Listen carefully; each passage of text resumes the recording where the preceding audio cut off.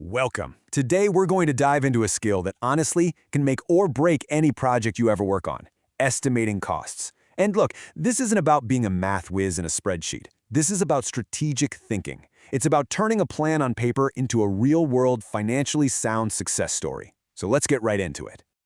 So first things first, why should you care so much about this? Well, because every single project, I don't care if it's building a rocket or launching an app, runs on money. And there's never an unlimited supply. Getting this financial picture right from the get-go isn't just, good practice, it is the absolute foundation for survival. And here's the key takeaway. Your power to influence the final cost, it's at its absolute peak. Right now, at the very beginning. So, let me ask you a question. When you read about those massive projects that just go completely off the rails, way over budget, years behind schedule, a total mess, what do you think the real culprit is? Is it a technology problem, a surprise change in direction, or just plain bad luck? All those things can happen for sure, but there's one thing that bubbles to the surface time and time again as the root cause. And there it is, poor cost management. And you know where that almost always starts? With a bad estimate. An estimate that's way too optimistic sets your team up to fail before they've even started. And one that's too fuzzy? Well, that gives you zero control when things inevitably get tricky. So mastering this process isn't just some administrative task. It is your single best defense against project failure. The official PMBOK guide gives us this really clean, really powerful definition. It's the process of developing an approximation of the money you need. And that word, approximation, is everything. This is a forecast, right? It's a prediction you're making with the best information you have at that moment. And it has to cover the whole shebang: labor, materials, equipment, even risks. This is what we're focused on today. You have to think of an estimate as a journey, not a destination. Early on, you've got what's called a rough order of magnitude estimate. And that huge range, minus 25% to plus 75%, that's a massive window, right? That reflects all the stuff you just don't know yet. But as the project gets clearer, you keep refining that prediction, narrowing that window, until you get to a definitive estimate. The whole game is about systematically replacing your assumptions with cold, hard facts.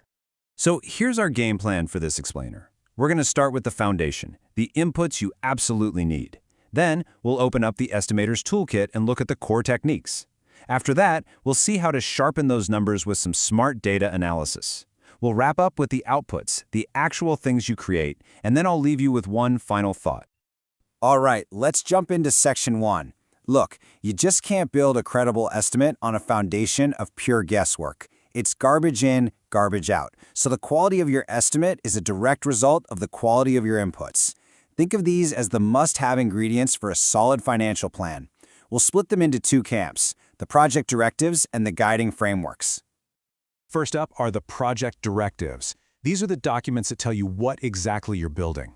The absolute cornerstone here is the scope baseline, which includes your work breakdown structure, or WBS. The WBS is basically a family tree for your project. It breaks down all the big pieces of work into smaller, more manageable chunks. The quality plan is also huge because higher quality standards, they almost always mean higher costs. Your schedule is critical. Time is money, literally. And of course, your resource requirements tell you who and what you need to actually do the work. Okay, next up are the guiding frameworks. If the last slide was the what, this is the how. The cost management plan is your rulebook. It tells you how accurate you need to be. The risk register is your crystal ball. It's a list of all the things that could go wrong that you need to account for. Your lessons learned register is like your organization's memory, what went right or wrong on similar projects. And then, of course, you've got your own company policies and the realities of the market to deal with. Okay, moving on. Now that we have our inputs, it is time to pick the right tool for the job. And in project management, you've got a whole spectrum of techniques. Each one comes with a very clear trade-off between speed, cost, and how accurate it is. A really great consultant knows exactly which one to use and when. So let's start with a couple of top-down techniques. Think of analogous estimating like this. You want to sell your house, so you check what a similar house down the street sold for. You're using one past project as your benchmark. It's super fast, perfect for those early conversations, but it's only as accurate as your comparison is. Parametric estimating is a step up. Instead of looking at the whole house, you're using a statistical relationship like a price per square foot. It's more detailed and can be way more accurate, but only if your data is actually good. And this slide really nails the big strategic choice you have to make. Top-down methods are like looking at the project from 30,000 feet. They're quick, but you give up precision. Bottom-up estimating is the complete opposite. You get down in the weeds. You take that work breakdown structure, you estimate the cost of every single tiny task at the bottom, and then you add it all up. Yeah, it takes way more time, but the result is the most accurate and defensible estimate you could ever hope to produce.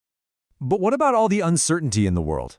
A single number, like $10,000, feels nice and precise, but it tells you nothing about the risk involved. And that's where three-point estimating is so powerful. Instead of one number, you come up with three. A most likely cost, your best bet. An optimistic cost, if everything goes perfectly. And a pessimistic cost, for if Murphy's Law comes to visit. This forces you to really think about and confront uncertainty. So once you have those 3 points, you can calculate the expected cost. Now, the triangular distribution is just a simple average, easy enough. But the beta distribution, this is often where the magic is. See how it multiplies your most likely estimate by 4? This gives more weight to the most realistic outcome, which is a lifesaver when your optimistic or pessimistic numbers are kind of wild outliers. It really helps anchor your estimate in reality. So let's make this real. Imagine your team says a task could cost as little as $10,000, as much as $15,000, but it'll most likely be around $11,000.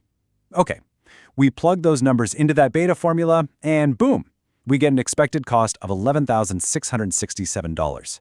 This isn't just a number we pulled out of thin air. It's a calculated, risk-adjusted forecast that tells a much, much richer story.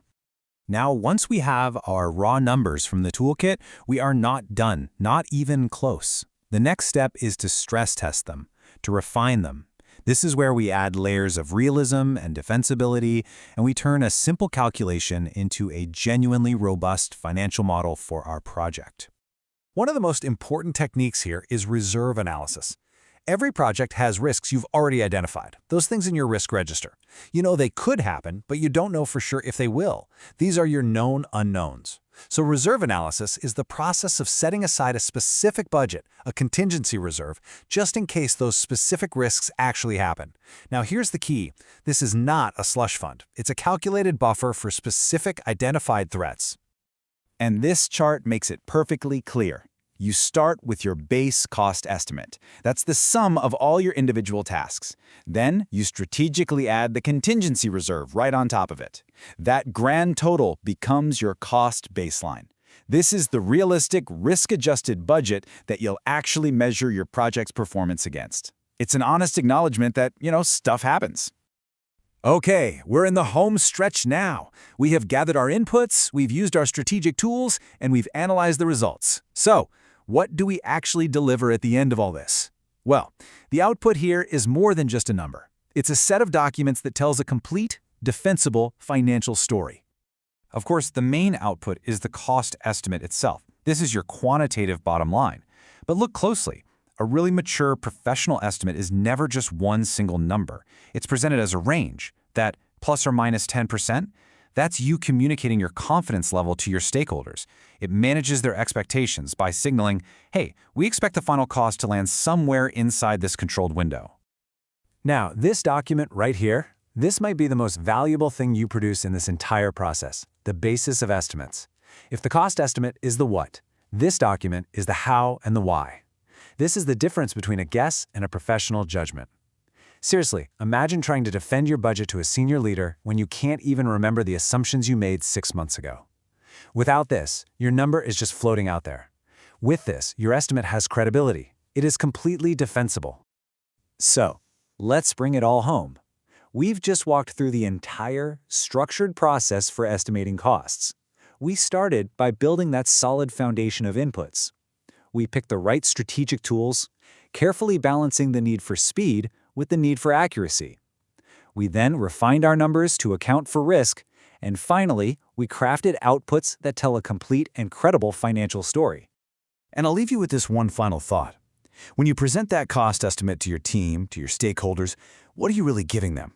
If you cut corners, if you failed to document your logic, you're giving them a guess, a number built on hope.